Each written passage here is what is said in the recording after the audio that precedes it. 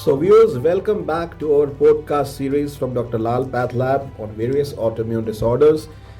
In volume 1, we heard from Dr. Pandey, who is the director of rheumatology at Fortis Noida, about idiopathic inflammatory myopathies, and myself, Dr. Ajay Gupta. I'm technical director in the Department of Hematology and Immunopathology at the National Reference Lab, Dr. Lal Path Lab.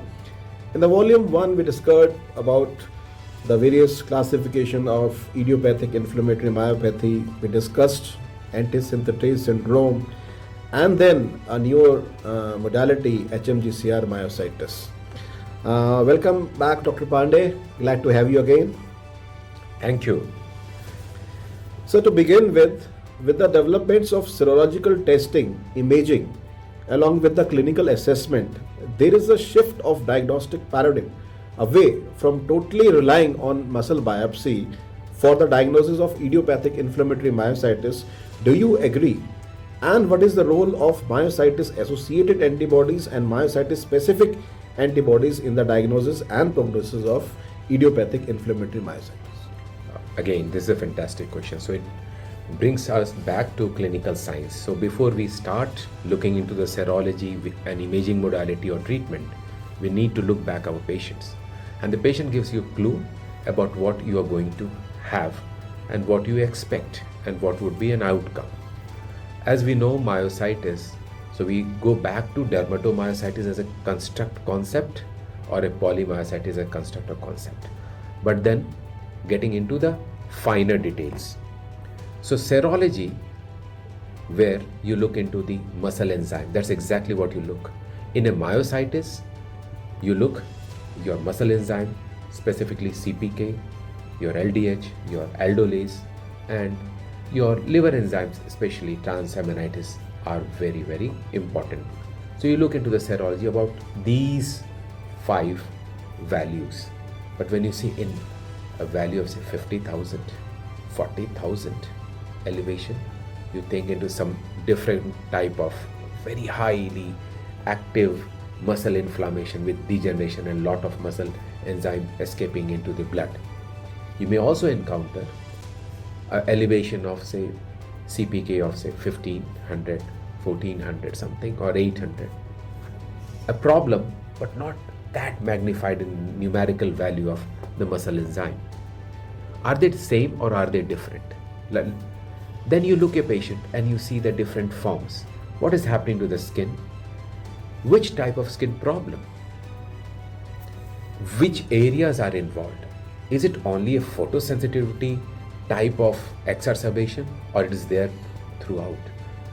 Is it associated with Raynaud's? Is it associated with periungual erythema, that telangiectasias? Is the patient able to have swallowing effectively? So dysphagia, the moment you have dysphagia, you start thinking of a different form of disease. Oh, the patient has started having lot of cough. He's having non-productive cough. His respiratory failure has started settling in, and it has been only 4 weeks since the first presentation. So you see a lung development which is happening at a faster pace. So these are few of the domains which actually give you a view of what you look in, what you're thinking about, what you're going to look. So serology is a basic serology that we have to see the muscle enzyme elevation. Then you look for the specific antibodies as well. If you're thinking of myositis, you don't do it for every patient because you can get myositis in connective tissue disease as well. So if you have a patient who has presented with a known lupus and there is a muscle enzyme elevation, you don't do the myositis, full panel of test and batteries of investigation. So first understand the patient. Is the patient having CTD or is the patient not having connective tissue disease but something where the muscles are involved or lungs are involved, and then you have the muscle enzyme. So that's the basic understanding. Then if the patient is just having myositis, what is the age group? Juvenile form? Is the patient having some calcinosis, a profound edema of the body, especially of the underneath the dorsum of the hand, the pedal edema, etc.? Is the patient having some cardiac involvement, say adult with cardiac involvement? It would be something different because myositis does not involve the myocytes, that the cardiac muscles. Why? So there are certain differences among the different types of myositis, and that's why we have to get into the different domains and their understanding of those domains based on the myocytic specific antibodies. We'll again diverge more. Now this can be also addressed using MRI, the contrast and enhanced MRI of the proximal group of muscles, because these are the predominant group of muscles which are involved. Other than one type where you have a distal muscle involvement, almost all are proximal muscles. So inclusion body myositis is the only form where you have a distal muscle involvement as well. So now proximal muscle involvement, so by MRI, lung involvement by CT. So you have radiology to help you out. Would you like to put up an incision and get a muscle? Please understand, how do we burn our fingers? You put an incision, take a muscle out, you suture it, and then you give and you prove that it is a myositis and gives high doses of steroids to induce a remission, and the wound does not heal. And you are left to ponder what a crime I have done to the patient. That's a big problem. That's how we burn. So that's why people started thinking, can we get more information and get away from biopsy? Many times I may not be the best person to take a biopsy. It has to be done in a hospital inpatient setting, and if the person is an obese, you may require to cut through the fatty thigh, identify, go deep, take the muscle, present to the person who can give you the best answer, because it's again a rare disease, so not everyone is very, very keen to give an answer to your problem. And still you have to do a clinician's job, is to treat the patient. This is helped by our understanding of the muscle inflammation, either de novo as myositis or associated with connective tissue disease. So if you have a CTD as a baseline disease with muscle involvement, you have got myositis associated antibody. That's very important to differentiate. So you deal with a primary disease, say lupus, you will get away. You deal with the scleroderma, scleromyositis, you deal very well with the scleroderma treatment, your myositis goes away. So that's how it is important to deal with the CTD associated myositis. Come to the basic myositis, what we are talking. Identify to a great extent, clinically, the basic serology, the CT, plus or minus MRI, plus or minus, I said, sometimes contrast enhanced MRI, may not be available in a smaller town or cities of small places in India. However, you can still ask for a blood test, which may go to a reference lab, and you may get back your report. This is why I said small place. Sitting in Delhi, sitting in major metropolitan, it's not a big deal to get MRIs, but sitting somewhere in a small remote place of India, getting an MRI contrast enhanced, it's maybe very difficult. That's a plus minus in Indian context. Now you have got a reference lab where the blood has come from all the way from a remote place of eastern UP, say Mirzapur, and comes to Delhi, and a reference lab does a test, gives a report in say a day or two after the turnaround time, and you get a value which says anti-Jo1 positive. Lung is involved. There is some amount of skin involvement. You say it is antisynthetase syndrome. You start treating. You get Mi2 positive. This disease does not require too much of immunosuppression.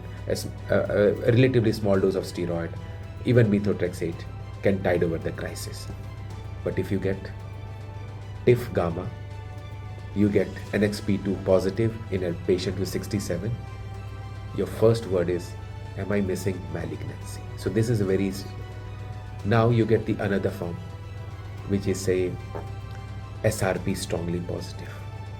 You know that if you don't treat them with the highest probably allowed dose of steroid, say 1 gram daily for 3 or to 5 days, give them endoxan, which is cyclophosphamide, or rituximab, you may not be able to salvage the muscle. The person may escape the disease, but may have a problem. If a patient comes with dysphagia, so the ubiquitin antibodies, SAE, may be positive. So that's very, very important, because they may aspirate and die. So knowing this antibodies gives you a fair idea, and they are very specific for the disease as well. So you don't get anti-Jovan positive for a patient who is already SRP positive. It's very, very rare. It is exclusive type of antibodies. You may get once in a while. That can happen, but you're 99% assured that it is an exclusive one single antibody in a myositis that would be driving the disease. If there is something else, we do not know what is the significance as on today, but they are very specific for the disease. So that's why we may have a classification based on antibodies, but there's a problem, there's a catch. 40% of the patient may not have antibodies. So your clinical sense has to dominate, and your decisions, if you have seen enough and more cases and exposures there, you will be able to take a correct decision based on the clinical profiling of the patient, the basic serology, and that is how we treat patients. So absolutely, I think a very important point you mentioned that while these are very, very specific for the disease segment, but we need to understand that 40% of the patient also don't score positive for this myositis antibodies, but they are pretty handy and pretty useful also. So you also mentioned the word malignancies associated with myositis. So there are various types of, you can say, malignancies they are associated with myositis. Can you highlight the role of myositis specific antibodies in identifying such patients, and how do we manage such patients? Again, the moment you have a myositis, we prove that it is a myositis, we should not forget malignancy. A good number of myositis have an association with malignancy. There would be two specific antibodies where we have to get into and get the answers, but I would expand 2 to 4 or 5. NXP2 and TIF gamma. Look for the malignancy. So it can be ovaries, it can be the esophagus, it can be the lung cancers, it can be coming from stomach or maybe GI tract. So these are the areas, NXP2 and TIF gamma. But are these only two antibodies? No. You have MDA5 associated, and they progress like as a super fast form of a disease. Lung gets involved, the skin is highly involved, and within no time you see a person who had come to you bedridden in ICU on a ventilator and probably no more. So that is why we need to get these answers. And the best part is the moment you take off this malignancy, the disease stops. You don't have to immunosuppress if it is associated with malignancy. The other forms will be MI2, but almost all myositis is associated with malignancy. So we need not just worry about that point of time, because in next 2 years you will have to repeat the PET CT to identify malignancy. So I would, the moment I hit an area or age bracket of 58, this is what the answer has come. 58 is where it is a cutoff. So below 58, probably you have lesser chances of malignancy. This is a European data, the Western data, I would say. We do not have Indian data. You can minus 5 years for Indian data as well. So the moment you think person is above 50 and has a myositis, I would say look for malignancy. If you do not find malignancy, you treated the patient well. Don't get the patient in a hope that you have treated and the patient is absolutely safe. You need to go back over next few years, look specifically for malignancy. That means I would be subjecting a person to PET CT at the onset, at 1 year, at 2 years at least, to see. In the first 2 years, most of your malignancies will be coming up. So if you miss on the first time, you may get in next 2 years. That's how the data is. So we don't have to do every time, every year. There's no protocol like that. But the first 2 years, you require to look for malignancy. But then you can get after 10 years. You can get after even more than 10 years. So there is no cutoff. I'm not propagating 2 years as a cutoff, but the first 2 years would be critical to identify malignancy. So another important role of these antibodies associated with malignancies. So what are the recent advances in the treatment of these idiopathic inflammatory myopathies? There has been a sea change from a very high dose steroid concept to a very basic form of treatments, say steroid, and then you have steroid sparing agents. Now we know the disease and its phenotype, and its gravity is now well understood, and the type of treatment that will give a gratifying result is also well established. Say anti-SRP, antibody positive necrotizing myositis. I gave that answer in the last podcast as well. They require a huge amount of immunosuppression. They require upfront larger dose of steroid. They require biological agents like rituximab. They may require cyclophosphamide. They may require a plasmapheresis as well, maybe. So this is where you require a combination approach upfront, because they are necrotizing myositis. So necrotizing myositis, when you label it them, you are very aggressive. If you have a Mi2 positive, you deal it very gentle. They can very well be treated with correct doses of methotrexate and steroid in majority of time. Time you are helpful with your basic drugs. When it comes to antisynthetase syndrome, you are again going to give them the steroids, but you would like to give some drugs like which work on the lung, like mycophenolate and tacrolimus or tacrolimus. Sometimes you need to add together. Some of your patients with the other type of myositis, based on the characteristics of what the antibody they have, require a different treatment approach. But there are other things that is happening, and these are the specific drug treatment protocol, again area of development. I have gone through them. They are not available in India, and soon they will be available in India, which are very specific to certain difficult to treat group of myositis. So when necrotizing myositis, still we do not have the best answers, despite we give everything, we throw every agents to salvage a patients. And MDA5 also, you try to salvage them. You have to be very, very aggressive. But one thing good has happened.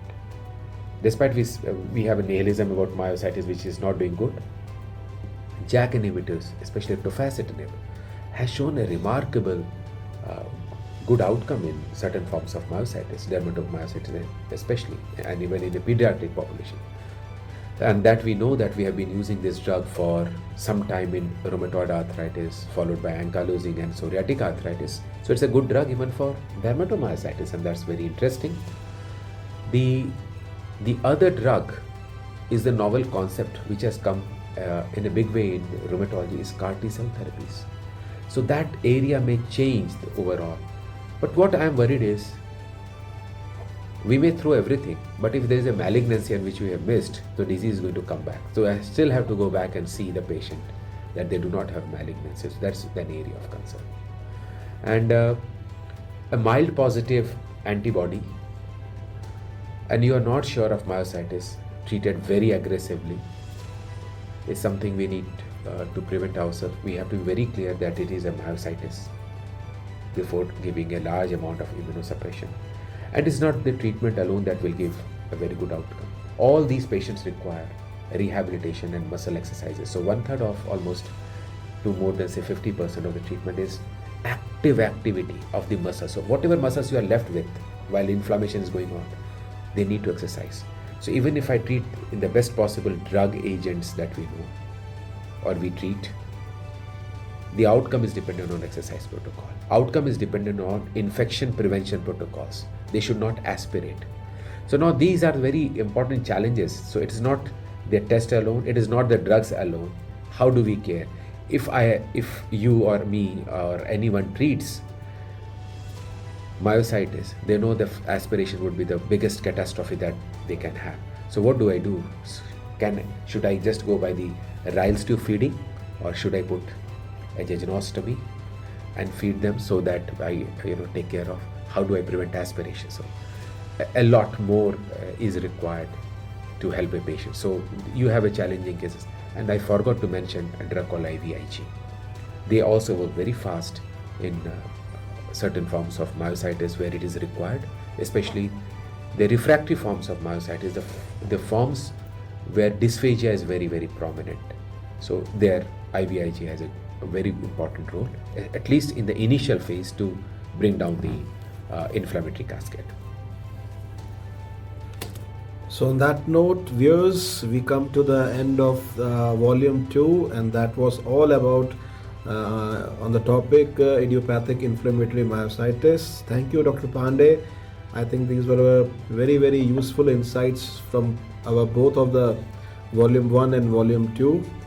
And definitely we have a clinical, we have a laboratory, we have a radiological. I think all the domains click together with a good treatment. I think we have a good prognosis for idiopathic inflammatory myositis. And at Dr. Lal Path Labs, we are into in depth in terms of what we offer investigations. We have got a 11-16 antigen panel. We are testing for HMGCR, myositis, biopsy, and so on. So looking forward for our next of the episodes, and we will be discussing on lupus. We all know that lupus is a loop, and we'll try to unlock that loop and to close the loop with Dr. Pandey. So viewers, thank you very much. Thank you, Dr. Pandey. My pleasure. Thank you.